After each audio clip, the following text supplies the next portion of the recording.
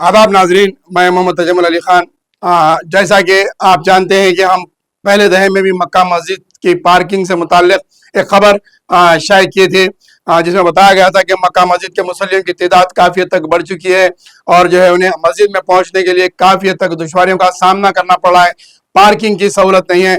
जो डिपो की कदीम पार्किंग थी उसको बहुत ही मुनज़्ज़म तरीके से और बहुत ही डिसिप्लिन के साथ एक दहे के लिए खोला गया था, जिसमें कई लोग अपनी गाड़ियां पार्क करते हुए नमाज के लिए आए और पहले दहे की तरावी ख़त्म हुई। उसके बाद दूसरे दहे की तरावी शुरू हुई तो उस पार्किंग को बंद कर दिया गया, गेट लगा दी गई और काफ़ी हद तक आवाम को दुश्वारियों का सामना करना पड़ा और मुसल्लियों की तादाद कम होते नजर आई। अब यहाँ पर मसला यह है कि मक्का मस्जिद का बाबू दाखिले के सामने जो कारोबार चल रहे हैं, जो ठेले मंडियां, जो मामूल वसूल किए जा रहे हैं, मुकामी मक्का मस्जिद के बाबू दाखिले के सामने जो बंडियां ठेले वगैरह लगाकर जो कारोबार कर रहे हैं और जो मामूल वसूल किया जा रहा है, इसमें कई एक जो है राउडीज भी हैं, पहलवान भी हैं, कारपोरेटर्स भी मुलविस हैं, लोकल लीडर्स भी मुलविस हैं।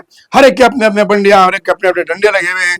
हर कोई उस कारोबारी, छोटे छोटे कारोबारियों का मुतवली बना हुआ है, उनका सरदार बना हुआ है, जिसकी वजह से मक्का मस्जिद को आने वाले अफराद के लिए काफ़ी दुश्वारी का सामना करना पड़ता है।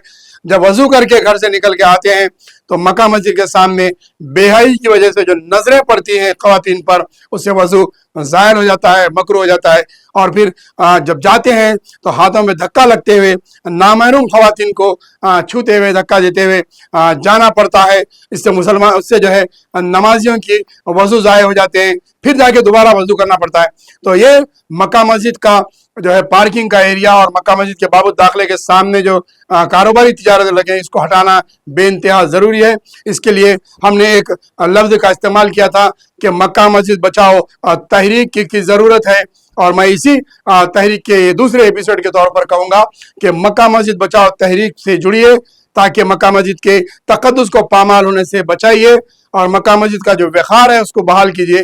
वरना इस मस्जिद का भी नॉर्थ के शुमाल के जो मसाजिद हैं उसी का हाल होगा और इसका रास्ता बंद किया जाएगा। इसके मुसल्लियों की तादाद कम होगी क्योंकि हाउस के नीचे जो बड़ा हिस्सा है उसमें पार्किंग की सहूलत बहुत है।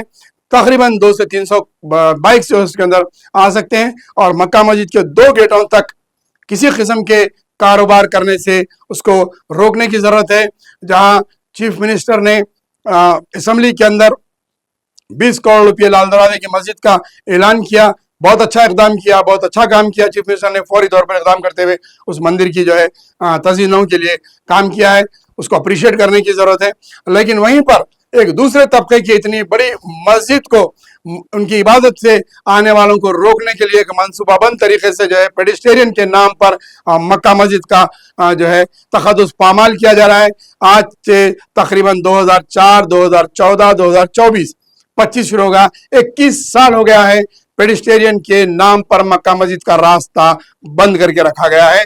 इसको बहाल करने की जरूरत है। मक्का मस्जिद बचाओ तहरीक की बड़े पैमाने पे जरूरत है ताकि मक्का मस्जिद का तक़द्दुस बामाल हो सके और दोनों गेटों से ट्रैफिक अंदर गाड़ियों की पार्किंग की सहूलत दी जा सके और रास्ता जो है मुकम्मल तरीके से साफ करने की ज़रूरत है ताकि जनाजा भी आ सके और नमाज के लिए मुसल्ली भी आ सके। हमारे चैनल के ज़रिए से हम मक्का मस्जिद बचाओ और मक्का मस्जिद का तहरीक, मक्का मस्जिद का रास्ता बहाल करने की हम जो है तमाम आवाम के ज़रिए कि आवाम के मसाइल हैं, आवाम के सवालात हैं, हमसे जब हम बात करते हैं तो आवाम ये हमसे मुतालबा करती हैं कि आपके चैनल्स के ज़रिए ये चीज़ बताइए कि हमें नमाज़ों के लिए आने के लिए तशवीश तकालीफ का सामना करना पड़ा है।